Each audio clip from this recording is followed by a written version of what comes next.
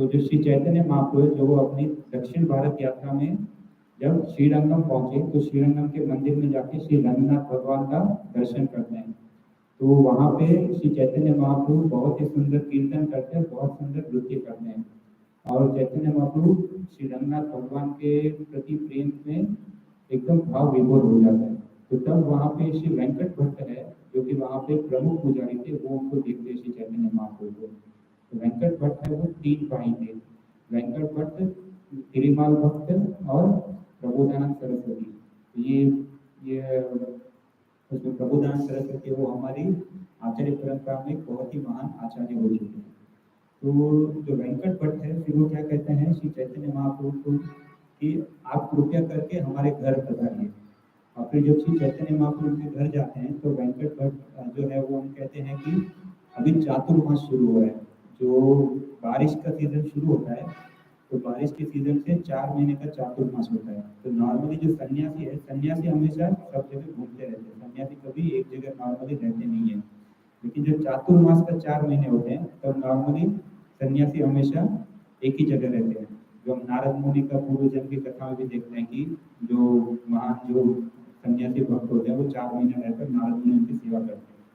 तो ये शास्त्रों का नियम है, इसलिए चैतन्य महाप्रभु भी स्वीकार कर लेते हैं। चैतन्य महाप्रभु श्री वेंकट भट्ट के घर पे रहने के लिए राजी हो जाते हैं।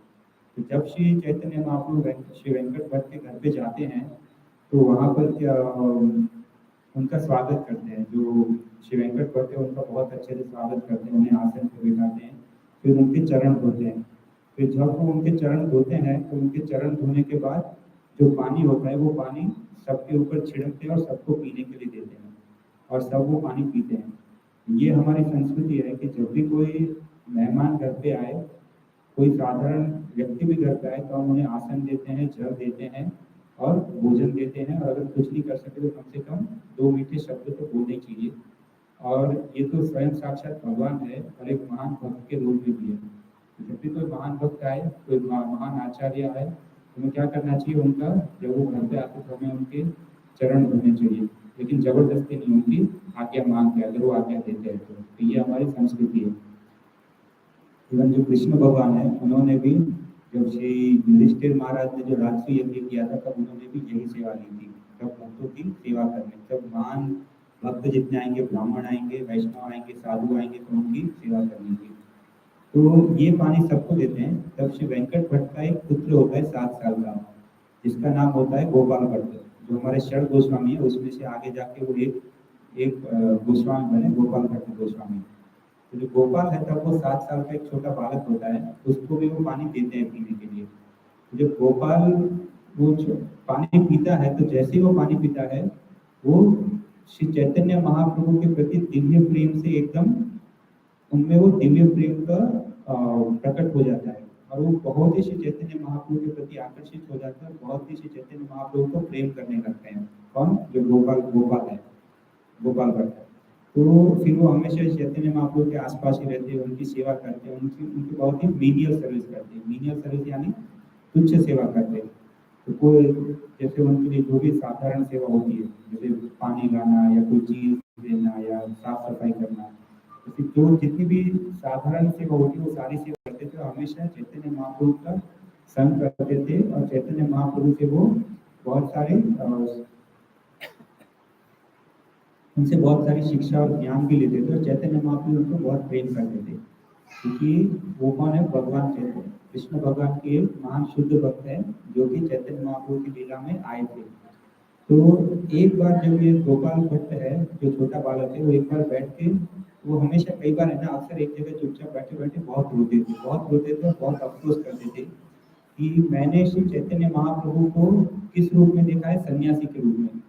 तो जो श्री चैतन्य महाप्रभु है वो जब नवद्वीप में प्रकट हुए थे, उन्होंने बहुत सारे सुंदर सुंदर बाल लीलाएं की है और फिर उसके बाद उन्होंने विवाह भी किया था। तो जब उनके बहुत उनका कैसा था? गौर वर्ण था। चैतन्य महाप्रभु का कैसा? एकदम गौर वर्ण है, जो पिघला हुआ सोना होता है ना, मॉल्टन गोल्ड, वैसा उनका रंग था और बहुत लंबे थे। चैतन्य महाप्रभु बहुत लंबे थे और उनके जो हाथ है, उनके हाथ उनके घुटने तक पहुंचे थे। नॉर्मली किसी के हाथ घुटने तक नहीं पहुंचते, चैतन्य महाप्रभु के हाथ है काफी लंबे थे, पहुंचे थे और उनके बहुत सुंदर काले घुंघराले बाल थे, कर्ली हेयर थे और यहाँ तक कंधे तक आते थे। तो चैतन्य महाप्रभु के बहुत ही सुंदर घुंघराले काले बाल थे, बहुत सुंदर।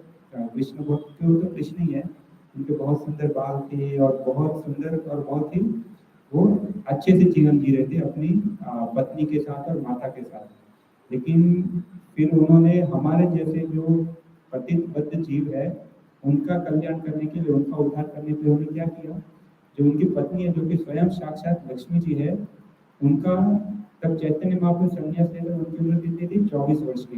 तो 24 वर्ष की उम्र में जो चैतन्य महाप्रभु संन्यास लिया, तब उनकी पत्नी थी 16 वर्ष की, केवल 16 वर्ष।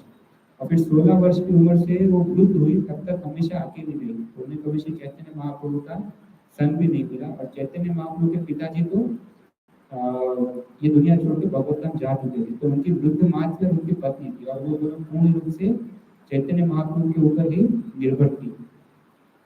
लेकिन श्री चैतन्य महाप्रभु ने, उनको पता था कि वो क्यों आए थे, हरिनाम संकीर्तन का, युग धर्म का प्रचार करने के लिए, लेकिन लोग उन्हें गलत समझ रहे थे। तो उस जमाने में सन्यासियों का बहुत ही मान सम्मान था, इसलिए क्योंकि सन्यासियों का बहुत मान सम्मान था, इसलिए उन्होंने क्या किया, सन्यास ग्रहण किया और सन्यासी बन गए। और फिर उसके बाद उन्होंने बहुत प्रचार किया और उनकी माता और पत्नी को हमेशा हमेशा के लिए अकेला छोड़ दिया। तो जो गोपाल है, छोटा सा जो गोपाल भट्ट है, छोटा सा 7 साल का बालक है, तो बहुत रोता था कि मैं कितना दुर्भाग्य हूँ, मेरा कितना बड़ा दुर्भाग्य, मैं कितना पापी हूँ, कितना पतित हूँ कि मुझे श्री चैतन्य महाप्रभु का नवदीप चंद्र के रूप में दर्शन नहीं हुआ। नवदीप चंद्र के रूप में वो एक सुनहरी गोल्डन धोती पहनते थे, पीले रंग की, जो पीताम्बर कहते हैं, और फिर उनके बहुत ही सुंदर आभूषण पहनते थे, सुंदर वस्त्र पहनते थे,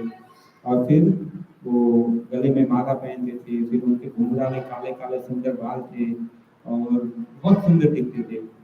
तो वो बहुत ही अफसोस करते थे, उनको बहुत पश्चाताप होता था, बहुत ही दुखी होते थे। तो पहले तो वो सोचते थे कि ये नसीब खराब है, ये जो तो पहले तो नसीब को दोष दे रहे थे, लेकिन बाद में उन्होंने कहा नहीं, नसीब नहीं, मैं ही इतना पापी हूँ, मैंने इतने बुरे कर्म किए हो गए कि मुझे श्री चैतन्य महाप्रभु के नवदीप चंद्र के दर्शन नहीं हुए। तो हमेशा ऐसे ही सोचते रहते और अकेले अकेले रोते रहते। तो एक बार ऐसे ही रोते रोते वो सो गए। तो जैसे ही वो सो गए ना, उनके सपना में श्री चैतन्य महाप्रभु आए और कौन से रूप में प्रकट हुए, नवदीप चंद्र के रूप में। एकदम उनका सुनहरा अंग कांति है, फिर उनके काले काले लंबे घुंघराले बाल है, और ऐसे सुंदर दर्शन उन्होंने दिया। और फिर वहाँ पे अद्वैत आचार्य भी थे, हरिदास ठाकुर भी थे और बाकी सब भक्त भी थे। और जैसे ही उन्होंने इतना सुंदर दर्शन किया ना, वो एकदम भाव विभोर हो गए नवदीप चंद्र के इतने सुंदर दर्शन करके, जिसके लिए वो हमेशा से लालायित थे। और फिर जैसे वो कुछ बोलने जाते हैं, तभी उनका सपना टूट जाता है, वो उठ जाते हैं।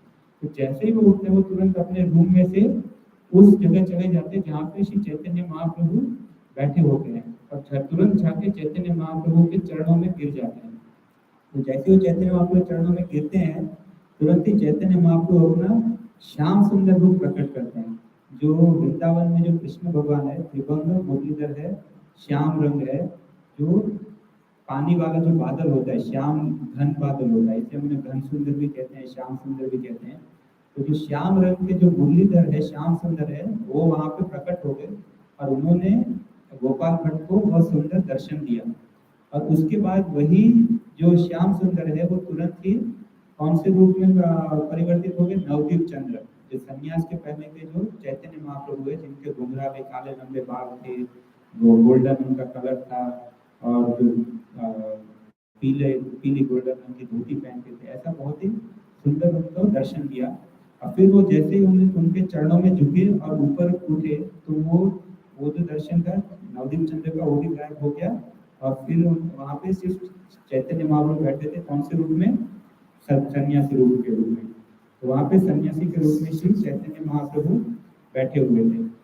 तो ये जो है, ये सुंदर यहाँ पे चैतन्य महाप्रभु ने ये गोपाल भट्ट को दर्शन कराया कि वही श्याम सुंदर है और वही नवदीप चंद्र है और वही चैतन्य महाप्रभु है। तो उन्होंने दिव्य सुंदर दर्शन किया, और ये दिव्य सुंदर दर्शन करके उनको बहुत बहुत ही प्रसन्नता हुई। फिर उसके बाद जो चैतन्य महाप्रभु ने गोपाल भट्ट से कहा, गोपाल से, कि तुम क्या करना कि तुम है ना अपने माता पिता की अच्छे से सेवा करो, क्योंकि तुम्हारे जो माता पिता है वो वैष्णव है। और जो गोपाल भट्ट, जो वेंकट भट्ट है, गोपाल भट्ट के पिताजी है, वो भी जब देखते थे इनको कि मेरा बेटा है वो चैतन्य महाप्रभु की इतनी सुंदर सेवा कर रहा है, तो वो बहुत प्रसन्न होते थे। तो और यहाँ जो हमारे आचार्य गण है, जो महाराज है, वो क्या बताते हैं कि हर एक माता पिता को जब वो ये देखे कि मेरा पुत्र है, पुत्री, मेरी संतान है, वो जब किसी महान संत की, किसी आचार्य की, किसी महान भक्त की सेवा कर रहे हैं बहुत अच्छे से, और उनके प्रति एकदम अटैच हो रहे हैं, उनके प्रति बहुत ही उनका लगाव बढ़ रहा है, बहुत ही प्रेम बढ़ रहा है, बहुत सेवा कर रहे हैं, तो उनको बहुत प्रसन्न होना चाहिए। लेकिन आजकल क्या है, आजकल उल्टा है। माता पिता देखते हैं अगर बेटा अगर मंदिर जाने लगे, तिलक करने लगे, भक्ति करने लगे, तो कहते हैं ये तो बुढ़ापे का काम है, बिगड़ जाएगा, क्या हो जाएगा, ये वो पान के गल्ले पे जाएगा और पान मावा खाएगा और सब नहीं करने वाले काम करेगा तो कोई बात नहीं, लेकिन जब वो भक्ति करने लगे तो उनको डर लगता है। तो ये कलयुग का लक्षण है। लेकिन वेंकट भट्ट बहुत ही प्रसन्न होते थे कि मेरा बेटा कितना सुंदर चैतन्य महाप्रभु की सेवा करता है, उनसे कितना प्रेम भाव से रह रहा है।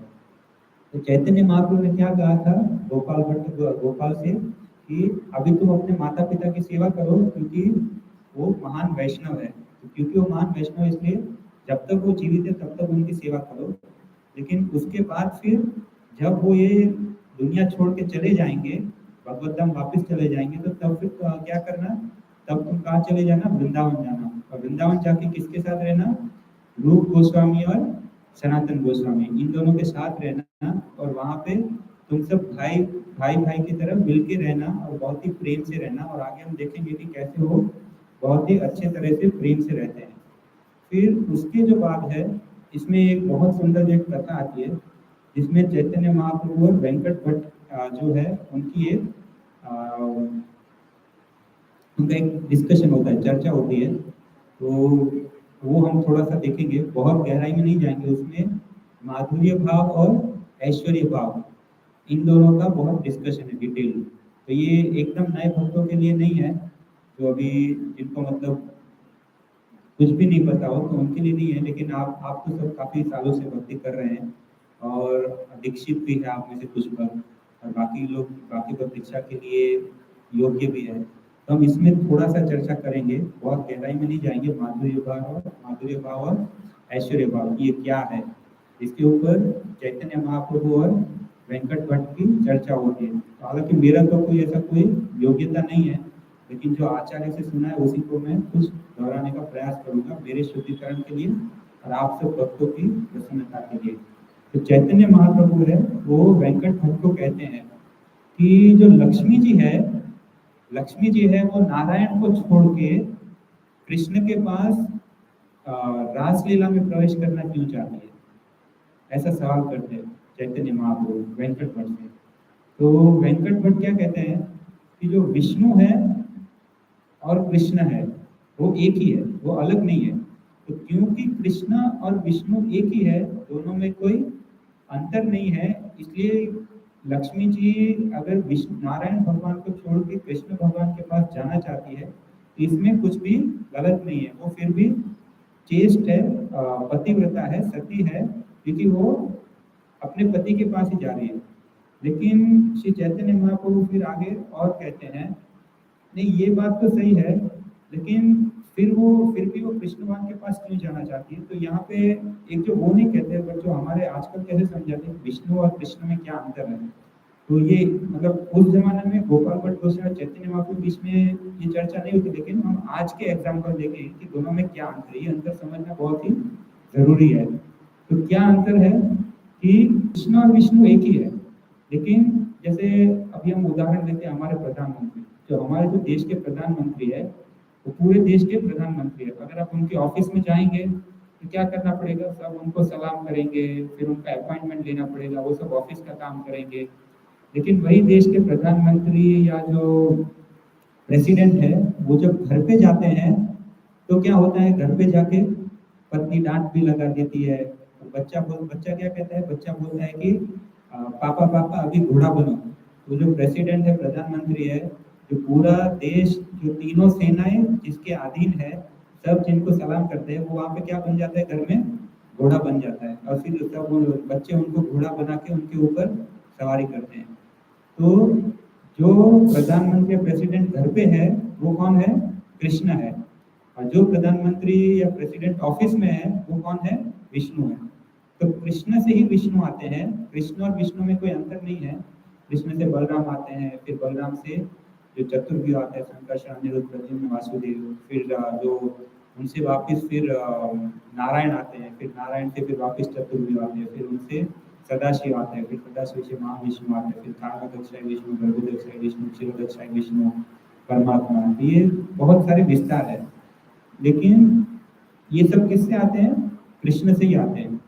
तो उसका दूसरा एग्जाम्पल है कि आप आचार्य में समझते हैं कि कैसे समझ सकते हैं। आप एक कैंडल लो, एक मोमबत्ती, और एक मोमबत्ती से बहुत सारी मोमबत्ती जलाओ, फिर सारी मोमबत्ती रख के आप बता सकते हैं कौन सी मोमबत्ती में क्या फर्क है। सारी मोमबत्ती एक जैसी लगती है, लेकिन एक ओरिजिनल पहली मोमबत्ती थी, बाकी सब मोमबत्ती उससे जलाई गई है। तो कृष्ण कौन है, अवतारी है।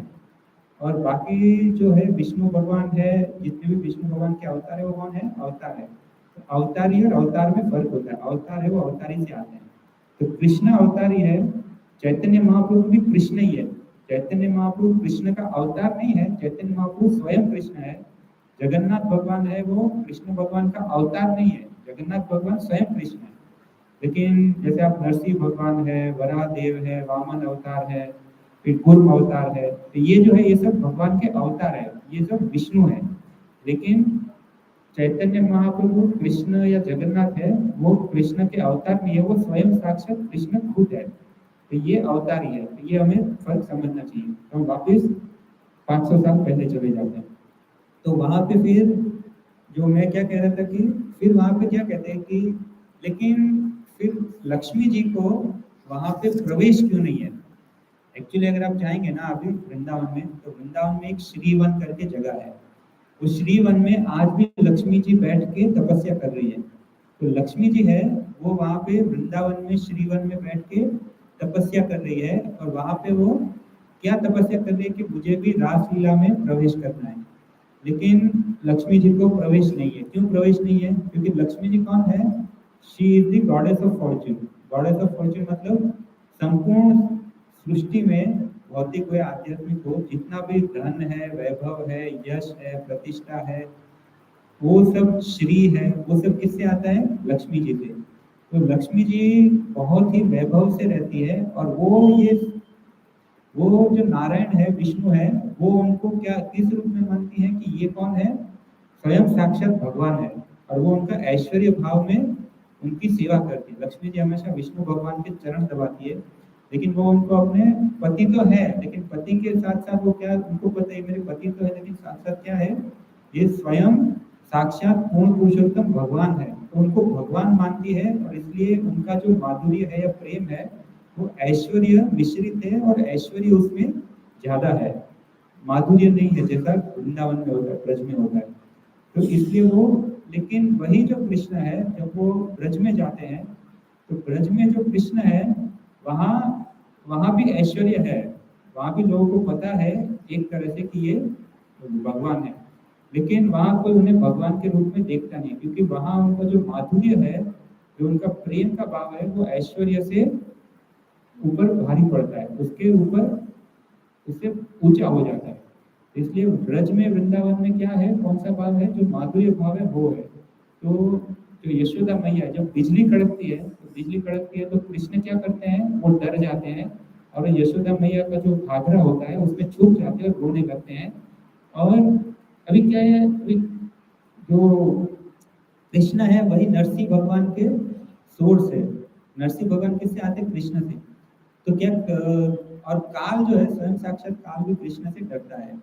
तो क्या फिर यहाँ पे कृष्ण नाटक कर रहे हैं, नहीं, कृष्ण नाटक नहीं कर रहे हैं। कृष्ण डरने का नाटक नहीं कर रहे हैं। जब यशोदा मैया छड़ी दिखाती है और कृष्ण रोने लगते हैं, तो ऐसा नहीं है कि वो डरने का नाटक कर रहे हैं, नहीं, वो सच में डर गए। लेकिन कैसे डर सकते हैं? वो तो स्वयं साक्षात भगवान है और भगवान किसी से नहीं डरते। तो वो कैसे डर गए? तो जो भगवान है, भगवान की दो शक्ति होती है, योग माया और महामाया। तो भगवान है अपनी ही लीला के लिए, अपनी लीला की मधुरता के लिए और अपनी लीला का आस्वादन करने के लिए अपनी ही शक्ति है योग माया, उसके प्रभाव में आके खुद ये भूल जाते हैं और फिर वो डर जाते हैं। तो ये बहुत अचिंत्य भेदाभेद जो कहते हैं कि ये थोड़ा हाई लेवल है, हमारी भौतिक बुद्धि से हम नहीं समझ सकते। अगर हमें गुरु की कृपा है और गुरु की कृपा से ये हमें हृदय में अपने आप प्रकाशित होगा, उस दिन समझ में आएगा। जितना हमारा साक्षात्कार होगा उतना ही हमें ये समझ में आएगा। लेकिन हम जिसका जो स्तर है, जिसको जितना साक्षात्कार है, जिसकी जितनी गुरु की कृपा है, वो हिसाब से वो थोड़ा बहुत समझ सकता है। लेकिन भौतिक स्तर पे हम ये थोड़ा इस तरह से एग्जाम्पल से समझने की कोशिश करेंगे। तो वहाँ पे यशोदा मैया क्या सोचती है कि ये जो कृष्ण है, अगर मैं इसको दूध नहीं पिलाऊंगी तो क्या होगा, ये भूखा रह जाएगा। तो कृष्ण को अगर जीवित रहना है तो वो मेरे ऊपर पूर्ण रूप से निर्भर है। जो रोक सका है वो कृष्ण से खेलते हैं, लड़ते भी हैं और कृष्ण को हरा देते हैं और फिर कृष्ण के कंधे पे चढ़ जाते हैं। तो अभी क्या ये संभव है कि कोई कृष्ण को हरा सके? कृष्ण को कोई नहीं हरा सकता, लेकिन फिर भी रोक सका, हरा देते हैं। तो वहां पे ब्रज में जो गोपियां हैं, गोपियां कौन है? एकदम सीधी सादी भोली भाली गांव की स्त्रियां हैं, लड़कियां हैं। जो क्या करती है, वो गाय की सेवा करती है, दूध निकालती है, दही बनाती है, दही को भिगोती है, छाछ बनाती है, मक्खन निकालती है, घी निकालती है। फिर वो दही को मथुरा ले जाती है, दही है, मक्खन है, घी है। और फिर गोबर के कंडे बनाती है, खाना बनाती है, पति की सेवा करती है, वो घर में झाड़ू पोछा बर्तन है वो सब करती है। वो क्या करती है? एकदम सिंपल सीधा साधा कार्य करती है। लेकिन जब लक्ष्मी जी को बोला गया, लक्ष्मी जब श्रीवन में तपस्या करती है कि मुझे भी रासलीला में प्रवेश करना है, तो लक्ष्मी जी को क्या कहते हैं कि ठीक है, आपको है ना अपना सारा वैभव छोड़ना पड़ेगा, सब कुछ छोड़ना पड़ेगा और आपको एक साधारण गोपी बन के आना पड़ेगा। लेकिन ये लक्ष्मी जी के लिए संभव नहीं है। अभी देखिए, लक्ष्मी जी भी श्रीमती राधा रानी से आती है। जो कृष्ण है, कृष्ण से विष्णु आते हैं और श्रीमती राधा रानी से लक्ष्मी आते हैं। तो श्रीमती राधा रानी और लक्ष्मी जी में कोई अंतर नहीं है, फिर भी अंतर है। और कृष्ण और विष्णु में कोई अंतर नहीं है, फिर भी अंतर है। तो श्रीमती राधा रानी है वो सारी लक्ष्मियों का मूल है। तो श्रीमती राधा रानी है, उनसे सब गोपियां आती है, सखियां आती है और फिर गोपियों से लक्ष्मी आती है। तो जो गोपियों का स्तर है, स्थान है, वो लक्ष्मी जी से भी ऊपर है।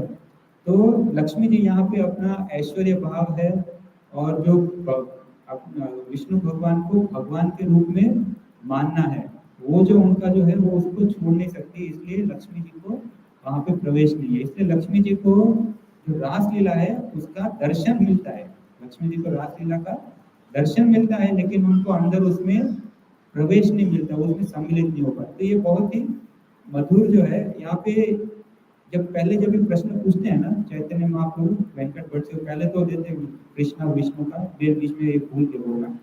लेकिन जब वो कहते हैं कि नहीं फिर भी क्यों नहीं, तब क्या कहते हैं वैशी वेंकट भट्ट कि आप चैतन्य महाप्रभु, आप तो स्वयं कृष्ण है, आपको सब पता है, आप ही बताओ। फिर ये जो मैंने पूरा आंसर दिया ना, फिर तब चैतन्य महाप्रभु पूरा आंसर देते हैं। तो एक बहुत सुंदर है। तो यहाँ पे माधुर्य भाव और ऐश्वर्य भाव का थोड़ा बहुत हमें संक्षिप्त में हमने चर्चा की कि दोनों में क्या अंतर है। उसके बाद फिर हम और आगे इसमें गोपियों के माधुर्य भाव के बारे में और भी बहुत कुछ हम चर्चा कर सकते हैं, लेकिन अभी हम आगे बढ़ेंगे। फिर उसके बाद जो है चैतन्य महाप्रभु श्रीरंगम छोड़ के चले जाते हैं।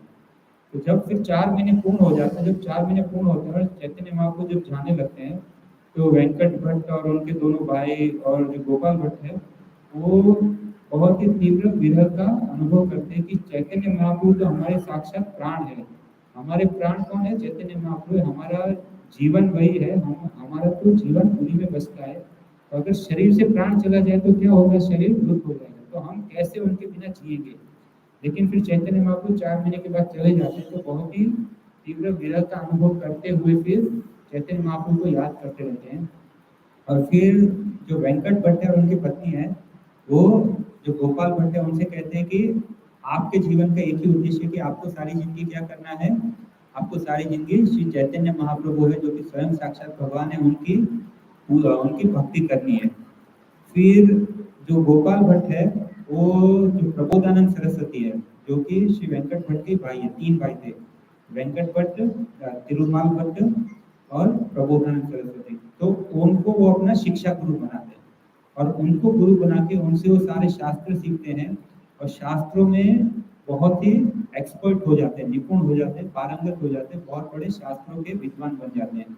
और फिर वो सबको प्रचार करने लगते हैं और शास्त्रों के आधार पर क्या प्रचार करते थे कि श्री चैतन्य महाप्रभु ही भगवान है और हमें श्री चैतन्य महाप्रभु कृष्ण भगवान की भक्ति करनी चाहिए और यही हमारे जीवन का उद्देश्य है। इस तरह से बहुत सुंदर प्रचार करने लगते हैं गोपाल भट्ट श्रीरंगम में रह के।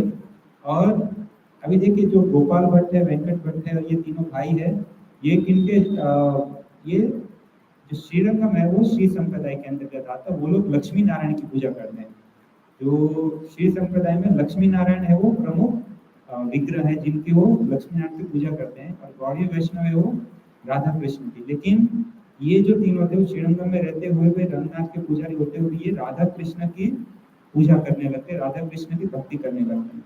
तो फिर उसके बाद क्या होता है कि इस तरह से गोपाल भट्ट जो है वो वहाँ पे श्रीरंगम में रह के और बहुत सुंदर तरीके से प्रचार करते हैं और भक्ति करते रहते हैं। फिर बाद में उनके जो माता पिता है वो बहुत वृद्ध हो जाते हैं और फिर एक समय ऐसा आता है कि उनका शरीर छोड़ के वापस जाने का समय आ जाता है। तब जो वेंकट भट्ट और उनकी पत्नी है वो गोपाल भट्ट गोस्वामी से क्या कहते हैं कि अभी है ना, अभी हम जा रहे हैं, तो जब हम जा रहे हैं ना अपना शरीर छोड़ के, तो तुम अब सारी जिंदगी क्या करो, जैसे कि चैतन्य महाप्रभु तुम्हें आदेश दिया था, तुम वृंदावन जाओ और चैतन्य महाप्रभु की सारी जिंदगी भक्ति करना, उनकी सेवा करना और वृंदावन में रहना।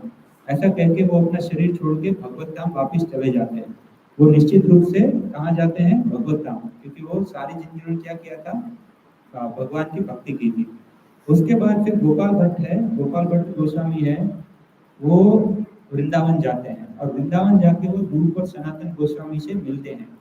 तो रूप और सनातन गोस्वामी लोग क्या उनको बहुत ही प्रेम से उनको स्वीकार कर लेते हैं और वो बोलते तुम हमारे ही भाई हो, तुम हमारे ही भाई और हम सब भाई भाई भाई की तरह बहुत ही प्रेम से रहेंगे। अभी आजकल बोलो ना भाई भाई, तो लोगों को कुछ तो अलग ही विचार आता है। भाई भाई मतलब एक कोर्ट केस और लड़ाई झगड़ा, यही होता है, लेकिन ये पहले के जमाने की बात है। तो बहुत ही प्रेम से मधुरता के साथ एक दूसरे के साथ रहने लगे और फिर वहां पे उन्होंने उनको स्वीकार कर लिया। और फिर एक बार है ना, जो चैतन्य महाप्रभु है ना, वो बैठे होते हैं जगन्नाथपुरी में। एक बार वो सोचते हैं कि क्या हुआ, गोपाल भट्ट है वो वृंदावन पहुंचा होगा कि नहीं।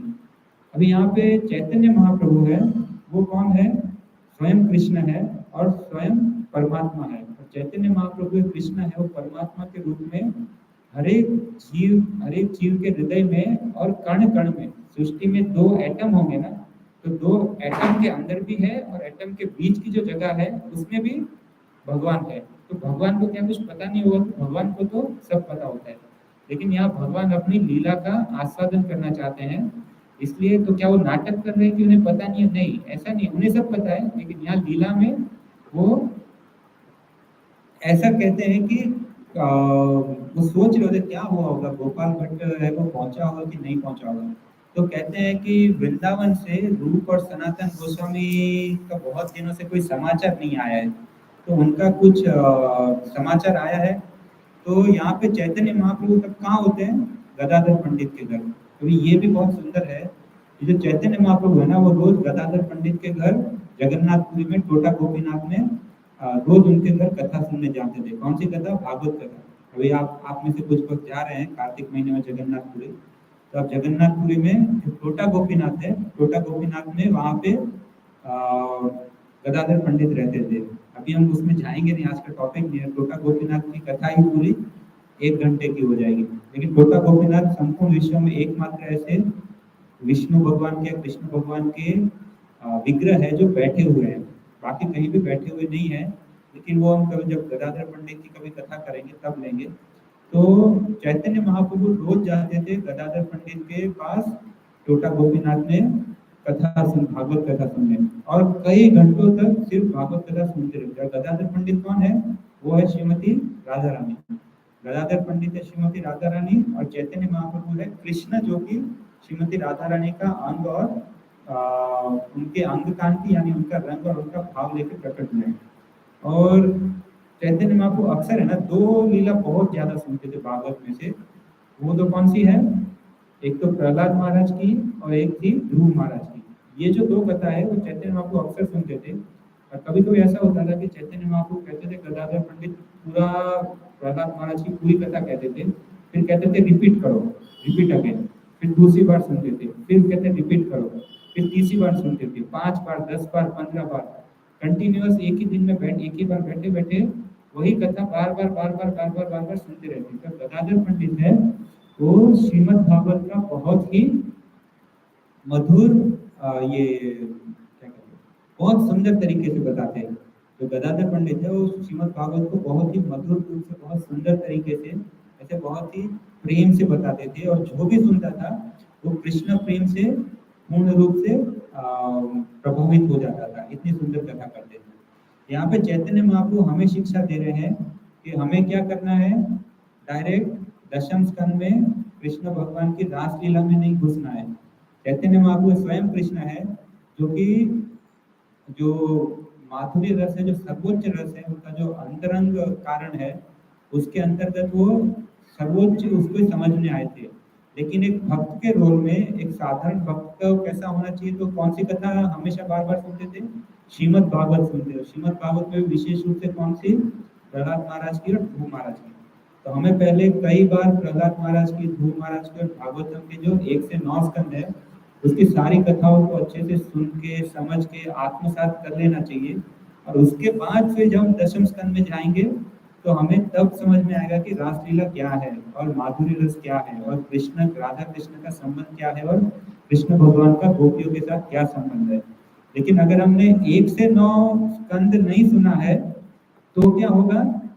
फिर हम उसको गलत तरीके से समझेंगे, या हमें समझ भी नहीं आएगा, या हम उसको कुछ तो मनोरंजन के रूप में ले लेंगे। तो वो श्रीमद् भागवत है वो अपने आप को प्रकाशित ही नहीं करेगा, तो हम उसको समझ ही नहीं पाएंगे। इसलिए जब वो बैठे होते चैतन्य महाप्रभु गदाधर पंडित के साथ बैठे होते उनके घर पे वहाँ पे, तभी एक व्यक्ति आता है और वो व्यक्ति आके क्या बोलता है कि मतलब सोच ही रहे थे कि गोपाल भट्ट का तो कुछ समाचार आया नहीं, पता नहीं वृंदावन गया कि नहीं। और तब वो बोलते हैं कि रूप और सनातन का बहुत दिन से कुछ समाचार नहीं आया वृंदावन से। तभी एक आदमी आता है, बोलते हैं कि मुझे रूप गोस्वामी और सनातन गोस्वामी जी ने भेजा है, और वो क्या है, वो वहाँ पे संदेश देते हैं कि गोपाल भट्ट गोस्वामी है, जो गोपाल भट्ट है वो वृंदावन में आ चुके हैं और सब लोग बहुत ही प्रेम से रह रहे वहाँ पे। तो जब चैतन्य महाप्रभु सुनते हैं तो बहुत ही खुश हो जाते हैं। तो तब से चैतन्य महाप्रभु उनको बहुत सारी गिफ्ट देते हैं। क्या गिफ्ट देते हैं? उनका लॉइन क्लॉथ देते हैं। लॉइन क्लॉथ मतलब जो कॉपिन होता है, जो सन्यासी होते हैं, ब्रह्मचारी होते हैं, वो कॉपिन पहने, आपने पहलवानों को देखा होगा। तो उनका जो अंतर वस्त्र है, हमारी भाषा में कहे तो जो अंडरवेयर कहते हैं हम, लेकिन वो सिला हुआ नहीं होता, एक सिंगल कपड़ा रहता है, वो अलग होता है। तो वो कपड़ा उनका अंतर वस्त्र ये दिया, और फिर वो एक लकड़ी की एक सीट थी, तो लकड़ी की जो सीट थी वो सीट भी उनको दिया। तो इस तरह से चैतन्य महाप्रभु ने अपना जो बहुत ही निजी चीजें थी वो भेजी गिफ्ट में। और जब मिली गोपाल भट्ट गोस्वामी, तो उन्होंने सारी जिंदगी उसको बहुत ही संभाल के रखा। अब ये बहुत समझने की बात है, जब हमें कभी कोई पुजारी है वो मंदिर में से भगवान के पहने हुए कपड़े दे या माला दे या कुछ भी दे, तो भगवान का जो कपड़े हैं, माला है या कोई भी फूल हार है, कोई भी चीज जो भगवान को चढ़ती है एक बार, तो फिर वो भगवान से अभिन्न हो जाती है। तो फिर वो साक्षात स्वयं भगवान ही है। और फिर हमें उसका, जैसे हम भगवान के विग्रह का मान सम्मान रखते हैं, जैसे हम उसकी पूजा करते हैं, ऐसे ही करना चाहिए। अगर आपको मान लो कोई देता है कि चलो ये भगवान के पहने हुए कपड़े आपको देते हैं, ऐसा नहीं कि उसको डाल दिया, उसको आप भगवान के विग्रह के समान ही उसको समझा जाता है, वो भगवान का प्रसाद है। तो गोपाल भट्ट गोस्वामी है, जब आगे हम देखेंगे राधा रमन जी का प्राकट्य हुआ, तो वो राधा रमन जी का जो राधा रमन जी को जब भी कुछ भोग लगता है तो उसके बाद वो चैतन्य महाप्रभु को भोग लगता है, लेकिन किस रूप में भोग, मतलब उनको प्रसाद जाता है। तो चैतन्य महाप्रभु का वही जो कपड़ा है, उनका अंतर वस्त्र है, और वो जो लकड़ी की जो सीट है, वो लकड़ी की सीट है, वो अभी भी रखी हुई है सुरक्षित, उनको लगता है। फिर उसके बाद वो गोपाल भट्ट गोस्वामी जी को प्रसाद लगता है, और उसके बाद फिर सबको मिलता है। तो अगर आप जाएंगे ना अभी भी, तो यहाँ पे जो किताब में ये दिखाया हुआ है, तो अगर अभी भी आप राधा रमन मंदिर जाएंगे ना, तो उसके सामने ही वहीं पे ये जगह अभी भी है, जहाँ पे वो चैतन्य महाप्रभु जिस लकड़ी के छोटे से आसन पे बैठते थे, वो अभी भी है। तो बहुत ही इस तरह से बहुत सुंदर तरीके से उन्होंने रखा। फिर एक जो है गोपाल भट्ट गोस्वामी जी का, कि चैतन्य चरितामृत में उनके बारे में क्या क्या लिखा है। तो जो कृष्णदास कविराज गोस्वामी है ना, कृष्णदास कविराज गोस्वामी को संपूर्ण ये चैतन्य महाप्रभु की लीला पता थी, क्योंकि कृष्णदास कविराज गोस्वामी है, उन्होंने स्वरूप दामोदर गोस्वामी, रामानंद राय और मुरारी गुप्ता, इन सब से और जगन्नाथपुरी में बहुत सारी कथाएं सुनी थी। बाकी जितने भी है ना, रूप गोस्वामी है, सनातन गोस्वामी है, ये सब कभी भी जगन्नाथपुरी नहीं गए थे। ये हमेशा सारी जिंदगी कहाँ रहे, वृंदावन रहे, क्योंकि उनको आदेश था कि आपको वृंदावन में रहना है, वृंदावन के सारे लुप्त स्थानों का को ढूंढना है, और उसको ढूंढ के फिर उसको वापस प्रकट करना है, और सारे शास्त्र लिखने हैं। आज से 550 साल पहले वृंदावन पूर्ण रूप से लुप्त हो चुका था। वृंदावन में कोई मंदिर नहीं था, कोई स्थान ऐसे, वृंदावन में कोई मंदिर नहीं था, कोई विग्रह नहीं थे, कोई जगह नहीं थी, सब कुछ था। आध्यात्मिक रूप से सब कुछ था, लेकिन भौतिक रूप से सब कुछ क्या हो गया था, आच्छादित हो गया था, ढक गया था, और वहां पे कुछ दिखता नहीं था। जब श्री चैतन्य महाप्रभु सबसे पहली बार वृंदावन गए थे, तब वहां पे राधा कुंड और श्याम कुंड भी किसी को पता नहीं था। तो श्री चैतन्य महाप्रभु जिन्होंने राधा कुंड और श्याम कुंड को वापस ढूंढा था। तो इसलिए चैतन्य महाप्रभु ने षड गोस्वामी जो है, 6 गोस्वामी बोला था कि आप वृंदावन जाओ, सारी जिंदगी वृंदावन में ही रहो, और वहाँ पे सारे जो कृष्ण भगवान के जो लीला स्थल जो लुप्त हो गए हैं, उसको वापस से उसको स्थापित करो। भगवान के सारे जो विग्रह हैं, जो वज्रनाभ ने 5000 वर्ष पूर्व स्थापित किए थे, उनको ढूंढो। वो सब जमीन में अंदर थे, कहाँ थे पता नहीं थे, उनको ढूंढो, उनको फिर से स्थापित करो, उनके लिए मंदिर बनाओ, और वृंदावन की महिमा को फिर से स्थापित करो, और सारे ग्रंथ लिखो। अभी प्रभुपाद ने जितने भी ग्रंथ लिखे, वो सब किसके आधार है, जो हमारे जो आचार्य है, जो षड गोस्वामी और आचार्य है, उनकी जो जो ये श्री विश्वनाथ चक्रवर्ती ठाकुर है, फिर विद्याभूषण है, बलदेव विद्याभूषण है, फिर श्रीधर स्वामी है, ये जो हमारे महान महान आचार्य हो गए, उनकी सारी टीकाएं थी, जितने भी कमेंट्री थी, उस सब का जो सार है, निचोड़ प्रभुपाद ने अपने ग्रंथों में परपट्स के रूप में लिखा है। इसलिए चैतन्य महाप्रभु उनको बोला था कि आप वृंदावन में रहो, वृंदावन में सारे जो जितने भी महत्वपूर्ण ग्रंथ है भक्ति के, वो सारे ग्रंथ आप लिखो, जिससे कि आगे जब तक ये रहेगा, 10,000 साल तक ये भक्ति का मूवमेंट रहेगा, हरे कृष्ण मूवमेंट रहेगा, तो 10,000 साल तक यही हमारे लॉ बुक्स रहेंगे, जो षड गोस्वामी ने जो सब पुस्तक लिखे हैं।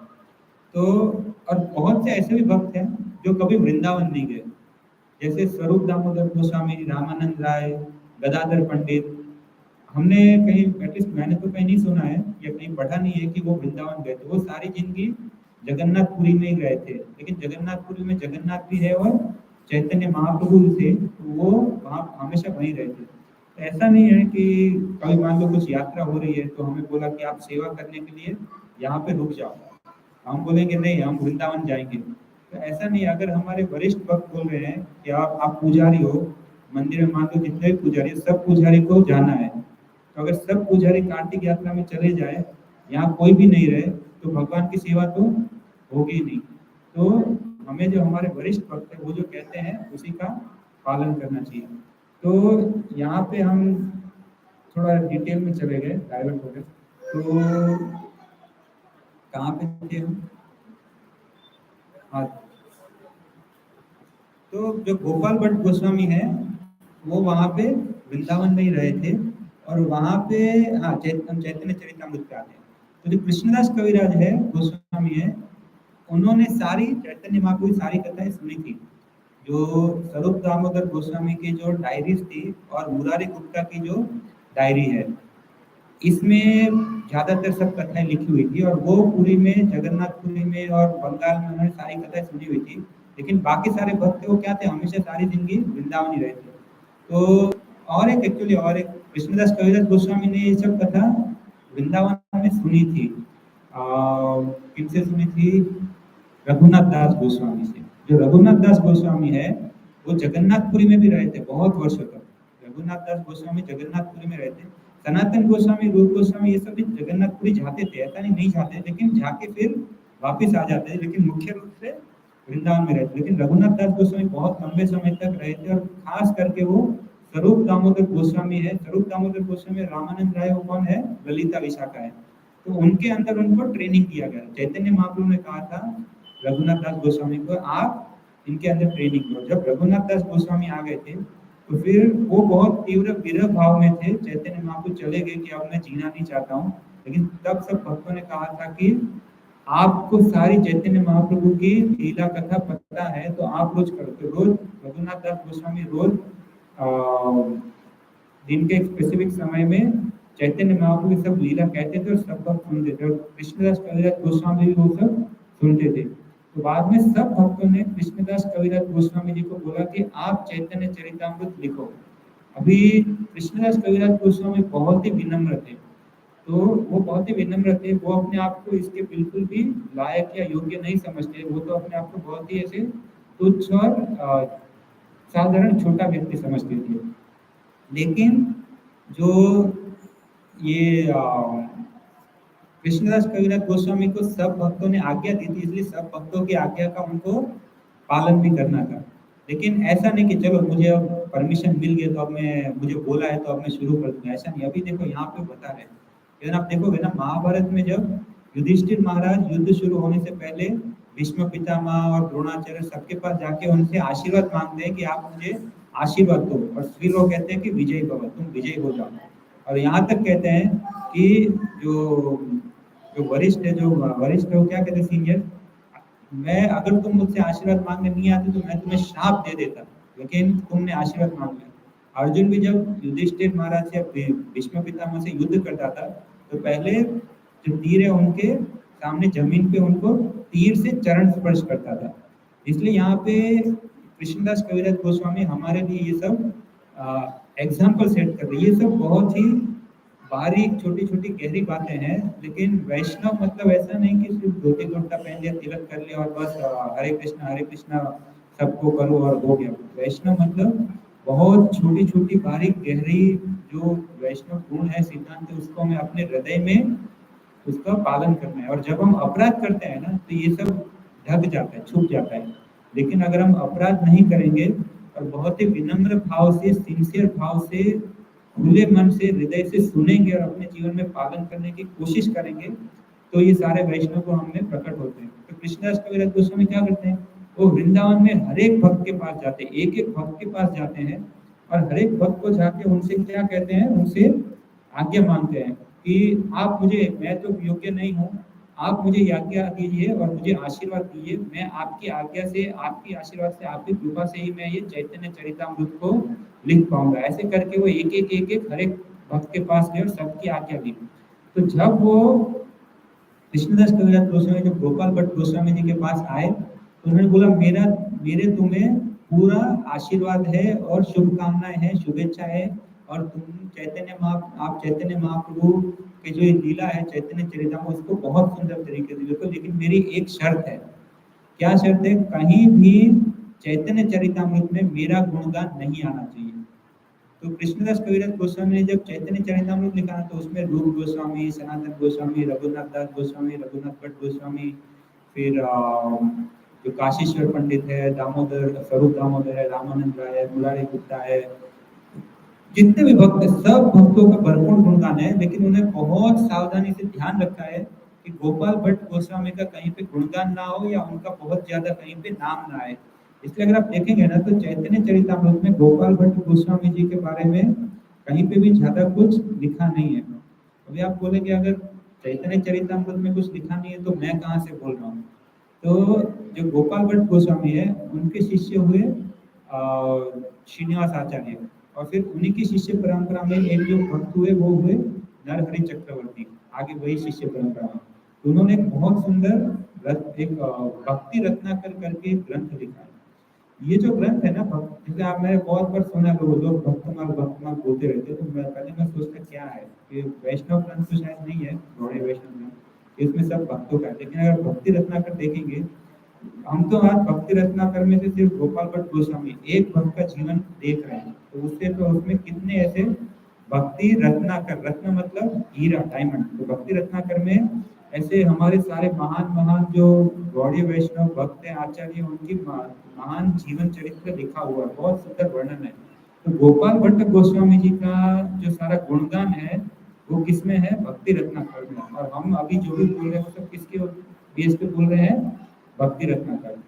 तो अभी यहाँ पर इसलिए ये देखिए, ये उनका विनम्रता है। हमारा क्या होता है कि हमारा लोग नाम बोले, प्रशंसा करे, सब जगह नाम हो, वाह वाह, ऊपर से तुम बोलते हो प्रभु जी कहीं मेरा नाम मत लो, कहीं मुझ में तो कहीं मुझे प्रशंसा मत दो, सिद्धि मत, मेरे वाह मत करो। लेकिन अभी हम शुद्ध भक्त नहीं हुए, अभी भी हम अनर्थों से घिरे हुए मिथ्या अहंकार से है।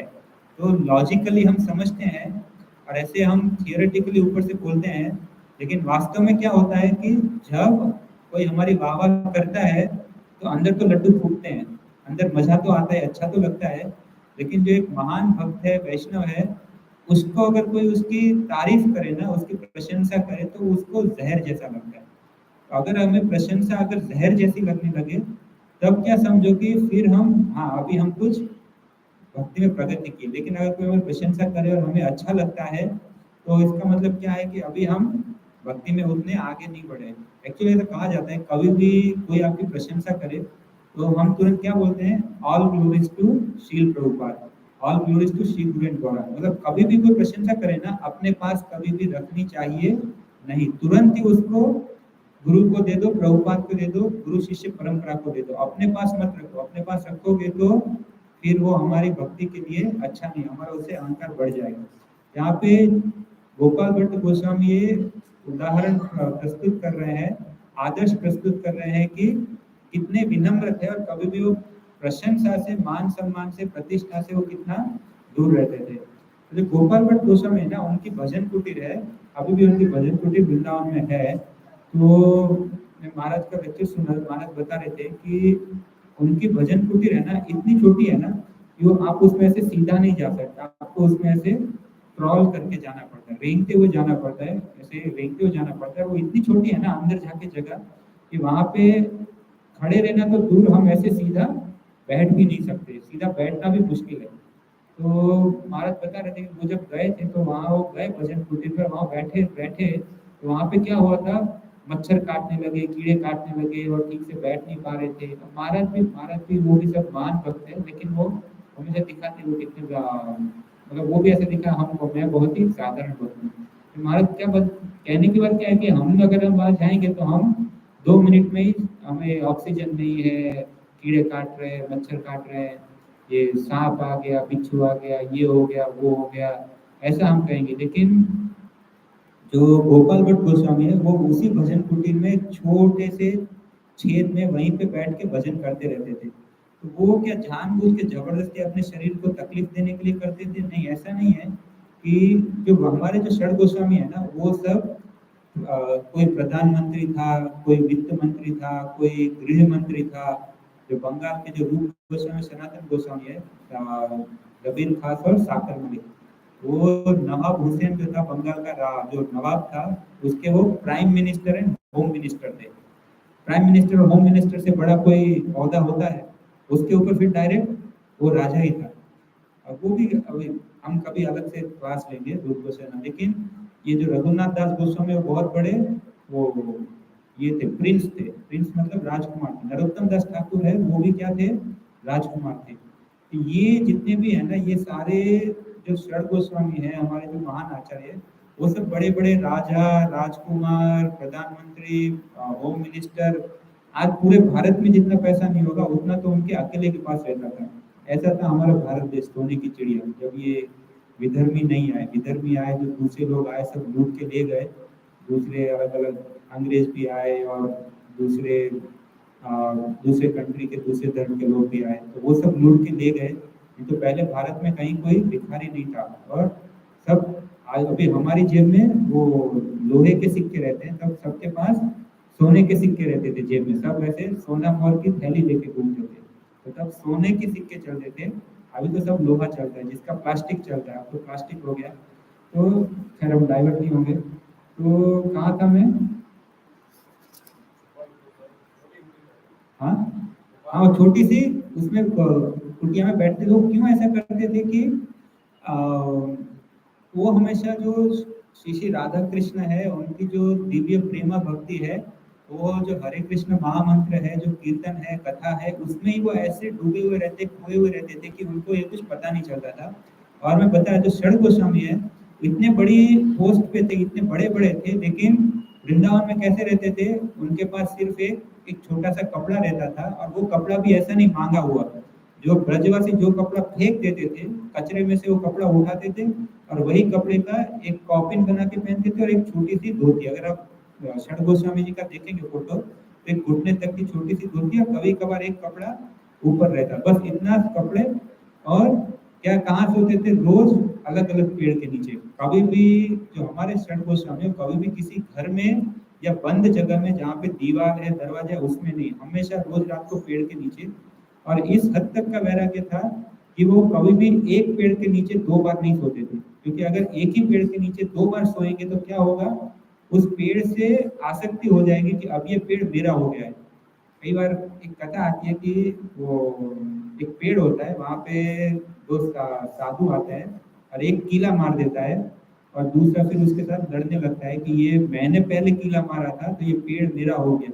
तो सारी दुनिया छोड़ दी, और किसके लिए लड़ रहे हो? सब छोड़ के एक पेड़ के लिए। तो हमारे षड गोस्वामी वो हमें वहाँ पे आदर्श प्रस्तुत करते हैं कि कैसे हमें, वो एक पेड़ के नीचे रोज अलग अलग पेड़ के नीचे रहते थे। अभी हम राधा रमन जी का प्राकट्य के बारे में आएंगे, जो हमारा आज का मेन टॉपिक है। हमने बहुत लेट शुरू किया, करीब 1 घंटा लेट शुरू किया, तो थोड़ी देर करेंगे ना राधा रमन जी का प्राकट्य।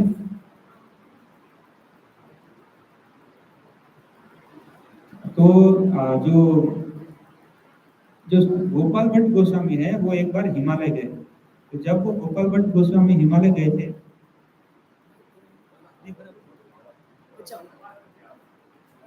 अच्छा, हरे कृष्णा कृष्णा कृष्णा हरे हरे, हरे राम राम राम हरे हरे। હવે આવે છે અવાજ બરાબર છે?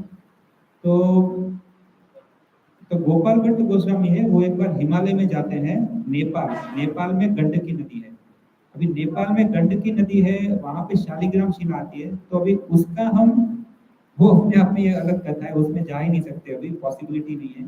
लेकिन जो विष्णु भगवान है और जो वृंदा देवी है और जो ये जालंधर है, उसकी जो कथा है, जो तुलसी विवाह के समय हमको कथा सुनते हैं, तो वो पूरी कथा बताते हैं कि जो विष्णु भगवान है स्वयं शालिग्राम शिला के रूप में नेपाल में गंडकी नदी में आते हैं। और शालिग्राम शिला की विशेषता ये है कि शालिग्राम शिला है वो साक्षात विष्णु भगवान है, उनसे अलग नहीं है, इसलिए शालिग्राम शिला की कभी भी प्राण प्रतिष्ठा नहीं होगी। आप शालिग्राम शिला घर पे लाके डायरेक्ट ही उसकी पूजा शुरू कर सकते हो, लेकिन विग्रह अगर लाते हो तो जब तक प्राण प्रतिष्ठा नहीं करते तब तक वो विग्रह नहीं होगा। मंदिर में जो विग्रह है तो विग्रह की प्राण प्रतिष्ठा की जाती है, लेकिन मंदिर में या आपके घर पे अगर शालिग्राम शिला है तो उसकी कोई प्राण प्रतिष्ठा नहीं होती है। तो गोपाल भट्ट गोस्वामी जब हिमालय में जाते हैं, नेपाल में गंडकी नदी में जाते हैं, वहां से वो शायद 12 शालिग्राम शिला लेके आते हैं, और उसको लेके वहां से, अभी सोचो वृंदावन से नेपाल में गंडकी है, हिमालय में वहां तक पैदल जाते हैं, शालिग्राम शिला लेके आते हैं।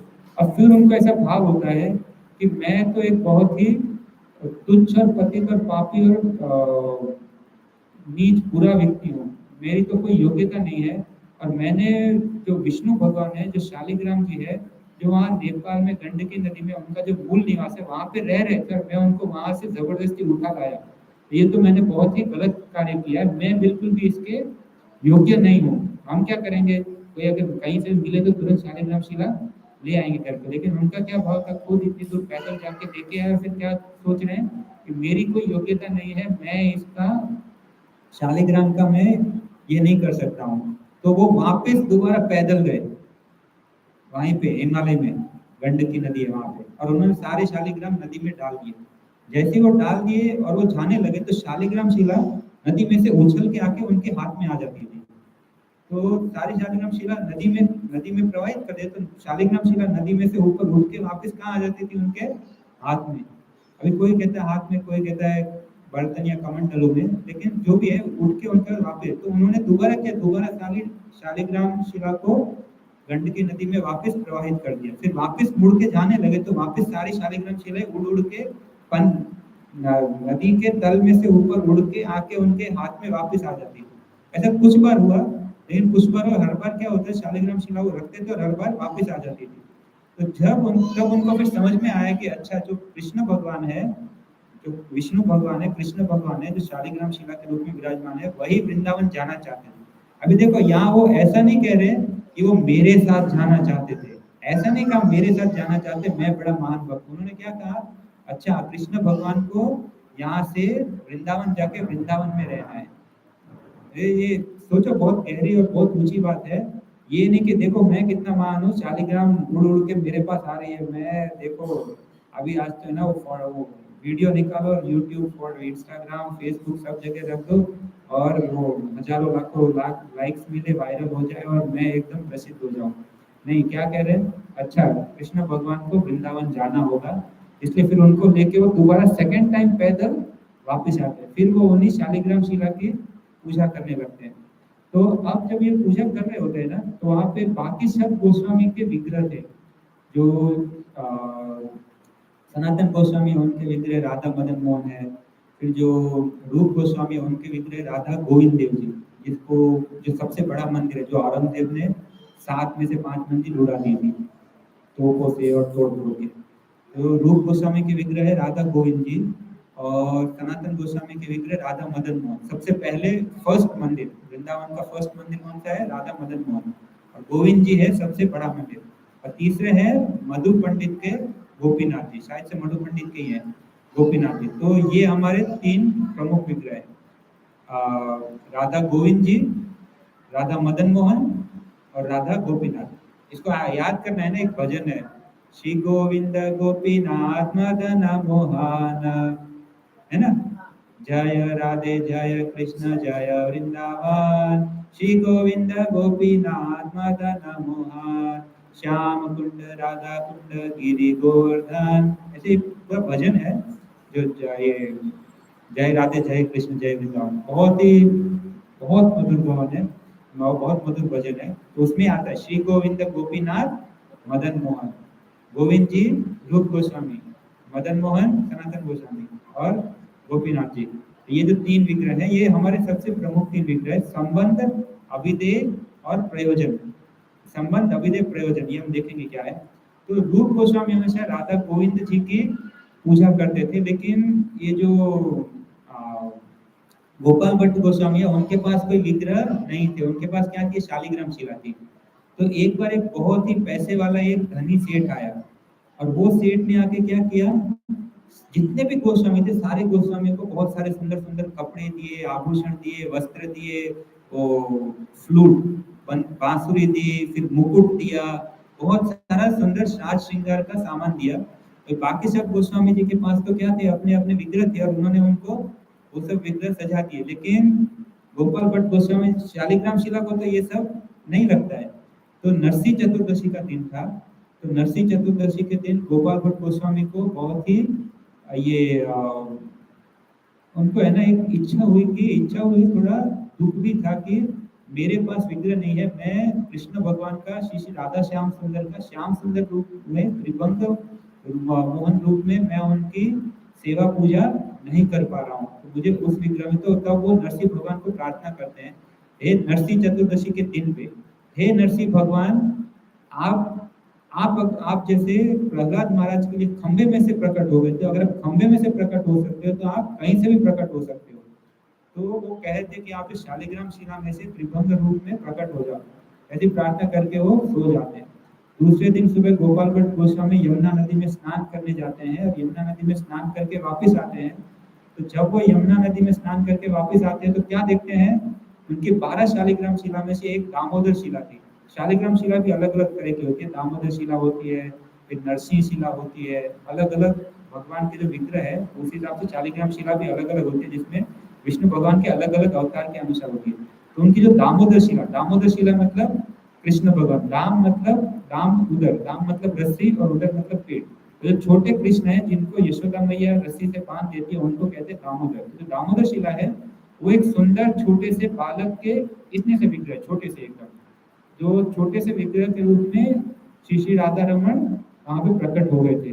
तो शालिग्राम शिला है, उसी में से वो विग्रह अभी भी, अगर आप राधा रमन जी के दर्शन करने जाओ तो पुजारी है, अगर आपका उतना भाग्य है तो आपको दिखाएंगे। तो उनका पीछे श्री राधा रमन, उनका आगे से ही देखते हैं ना व्हाट्सएप में सब लोग, लेकिन उनका जो पीछे की साइड है ना वहां पे अभी भी शालिग्राम का कुछ ऐसा, जो शालिग्राम शिला होती है ना, शिला का कुछ हिस्सा अभी भी है श्री राधा रमन में। तो वो सबको नहीं दिखाते, अगर आपका इतना कृपा होगी तो आप आपको दिखाएंगे। तो शायद मैंने ऐसा दूसरा कहीं नहीं सुना है कि शालिग्राम शिला है वो उससे विग्रह प्रकट हुए हो। जितना भी पढ़ा सुना, मैं तो बहुत छोटा व्यक्ति हूँ, मैंने तो बहुत ही लिमिटेड सुना, बट जो भी पढ़ा सुना है मैंने और कहीं नहीं सुना है कि शालिग्राम शिला से कहीं विग्रह हो। राधा रमन है वो एकमात्र। राधा रमन क्या है वो, उसको कहते हैं ना स्वयंभू, वो स्वयं अपने आप से प्रकट हुए। किसी ने पत्थर लेके छेनी हथौड़ी से बनाया नहीं है। राधा रमन जी क्या है, स्वयं प्रकट हुए, अपने आप खुद से प्रकट। राधा रमन जी के बहुत सुंदर सुंदर ये है।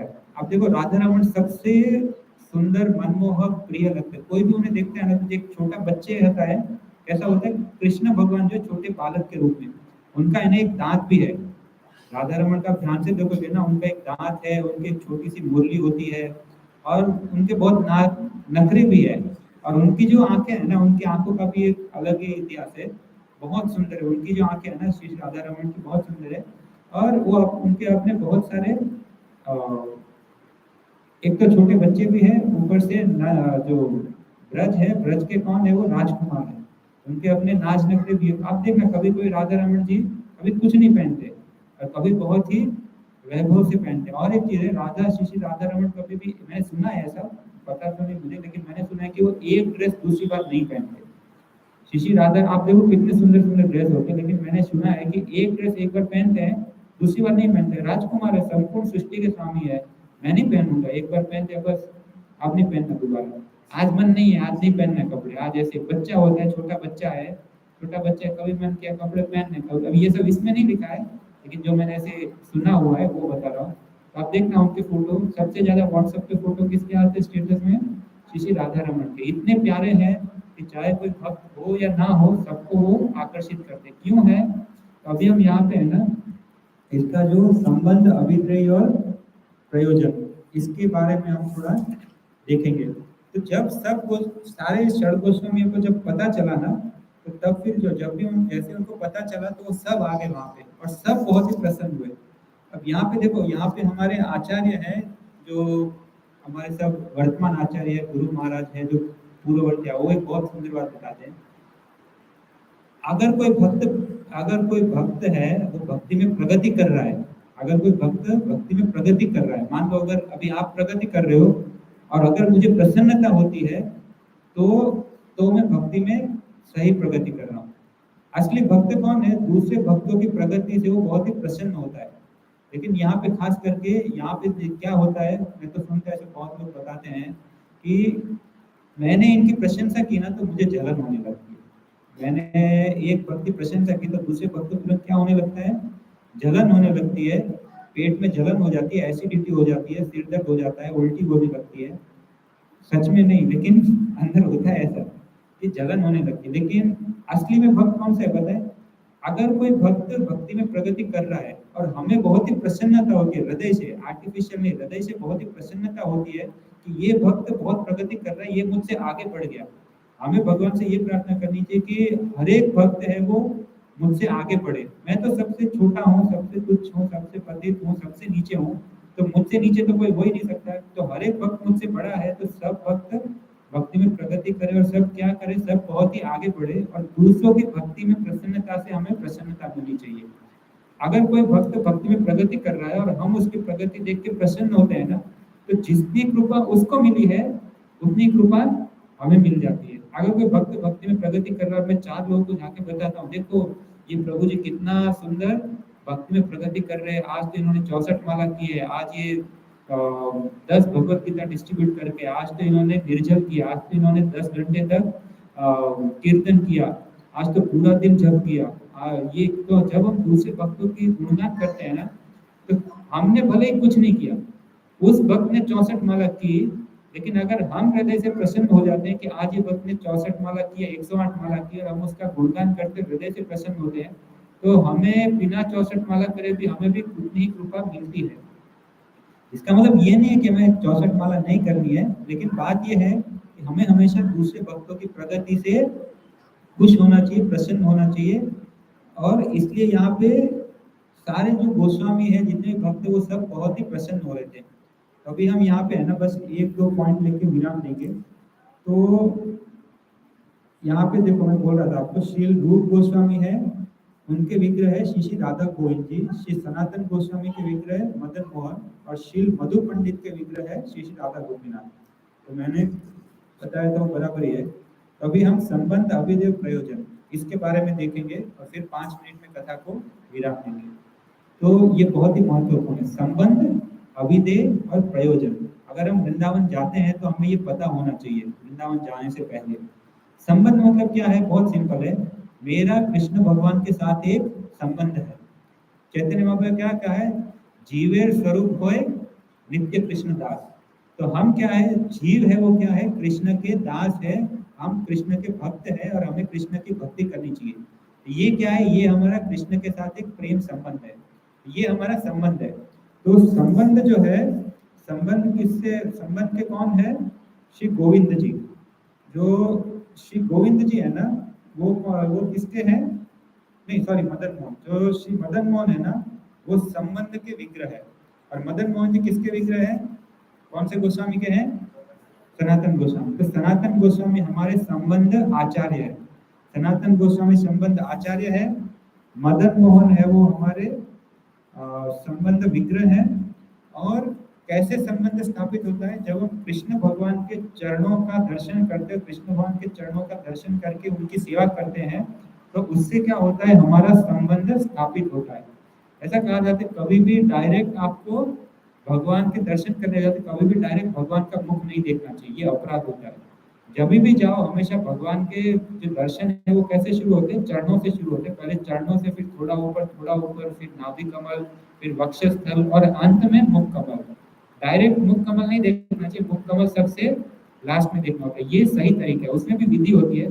सबसे पहले अपने गुरु महाराज का प्रणाम करो, गुरु महाराज को याद करो, फिर प्रभुपाद का दर्शन करो, फिर आचार्य परंपरा का दर्शन करो, फिर तुलसी महारानी का दर्शन करो, फिर पंच तत्व है, नरसिंह भगवान है, उनका दर्शन करो, फिर गौर निताई है, फिर जो मुख्य विग्रह है, फिर उनका सबसे ऊपर, उसमें भी चरणों से ऊपर। तो ऐसे सीक्वेंस में हमें दर्शन करना है। ऐसा नहीं आए और सीधा, ऐसे लोग क्या आते हैं, सीधा जगन्नाथ भगवान का चेहरा देखते हैं और कौन से रंग के कपड़े पहने, क्या श्रृंगार है, कुछ पता नहीं, और तुरंत ही भागने की जल्दी होती है। इतना दूर से आएंगे, 10 किलोमीटर दूर से, और 1 मिनट भी दर्शन नहीं करेंगे, बस घूमना है सब जगह। तो हमें बहुत अच्छे से दर्शन करें। तो जो मदन मोहन है, उनके चरण है, मदन मोहन हमारे संबंध विग्रह है, और सनातन गोस्वामी हमारे संबंध आचार्य है।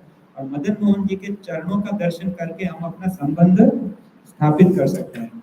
फिर उसके बाद है अभिदेय। तो जो अभिदेय है, अभिदेय कौन है, अभिदेय के विग्रह कौन है, गोविंद जी। और गोविंद जी किसके विग्रह है, रूप गोस्वामी के। तो गोविंद जी हमारे अभिदेय विग्रह है और रूप गोस्वामी हमें हमारे अभिदेय आचार्य है। तो अभिदेय क्या है, मतलब प्रोसेस, संबंध का पता चल गया, मैं कृष्ण का भक्त हूँ, कृष्ण का दास हूँ, कृष्ण भगवान की सेवा करना, ये मेरा, ये कृष्ण भगवान से मेरा एक संबंध है। और वो संबंध को स्थापित कैसे करें, उसको कहते हैं अभिदेय, यानी कि प्रोसेस, द प्रोसेस ऑफ, संबंध को स्थापित करने का प्रोसेस जो है भक्ति। तो भक्ति नहीं, रिजल्ट नहीं, प्रोसेस, क्रिया, क्रिया है वो क्या है, अभिदेय।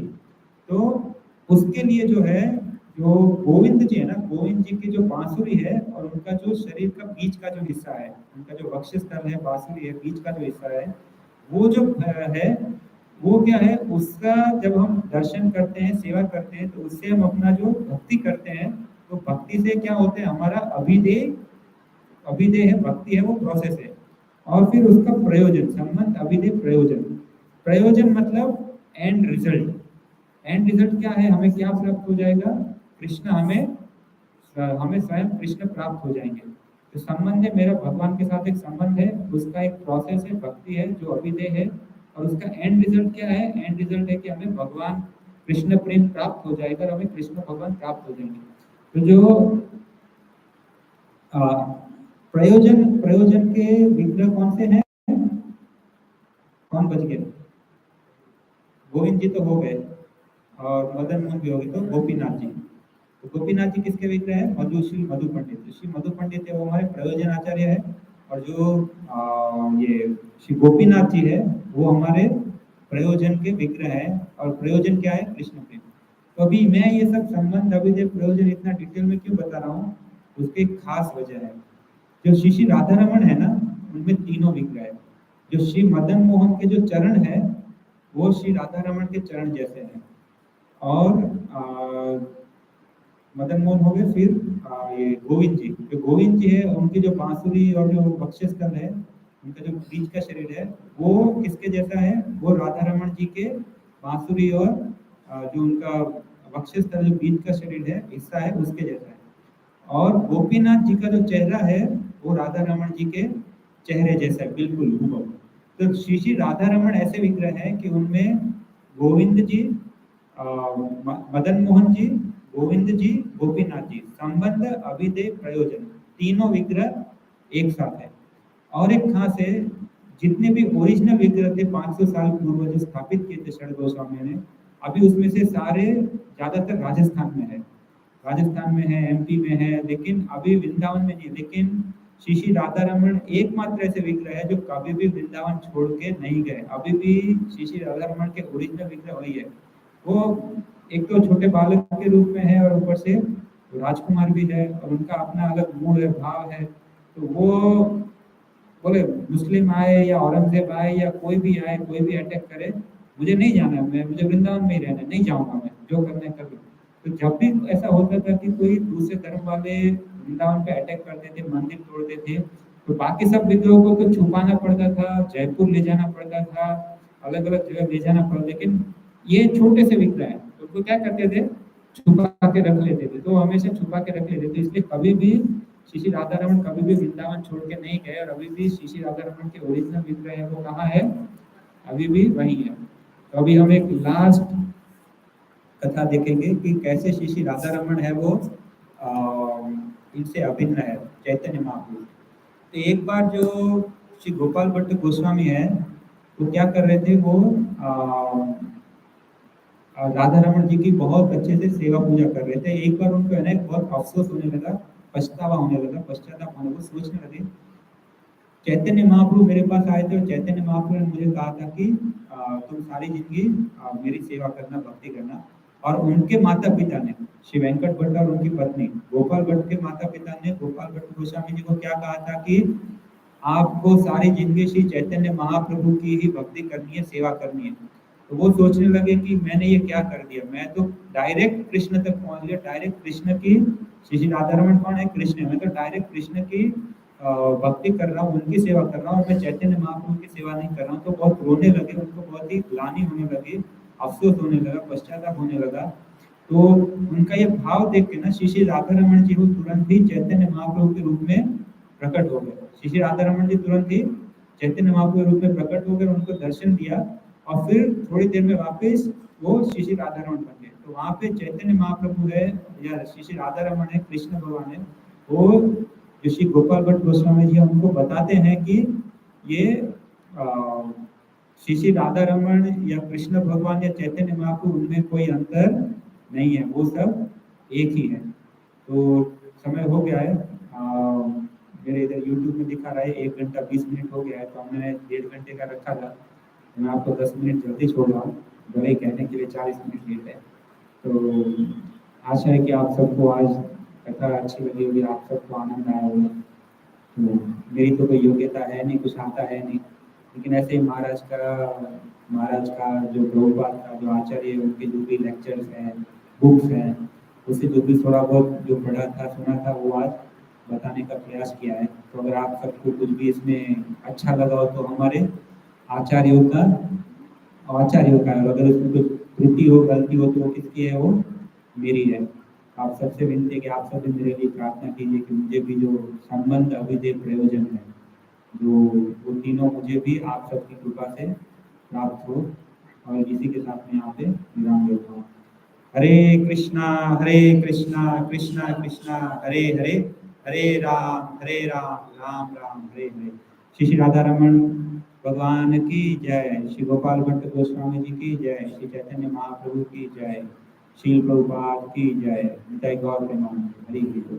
एक्चुअली मैं सोचा था आज मैं गोपाल भट्ट गोस्वामी, श्रीनिवास आचार्य, नरोत्तम दास ठाकुर, श्यामानंद पंडित और ये रामचंद्र कविराज और जीव गोस्वामी इतना लूंगा, लेकिन 1.5 घंटा सिर्फ गोपाल भट्ट गोस्वामी जी की कथा करनी होगी। एक्चुअली हर एक गोस्वामी की, एक एक गोस्वामी की कथा में कम से कम 1 डेढ़ 2 घंटा तो चाहिए। अगर आप ब्रीफली भी देखना है शॉर्ट में, तो भी 1 डेढ़ घंटा तो कम से कम चाहिए। तो बाकी जो कथा है देखेंगे जब भविष्य में कभी आया इधर वापिस, तो तब हम करने का प्रयास करेंगे। हरे कृष्ण। आपका प्रश्न था मैं कभी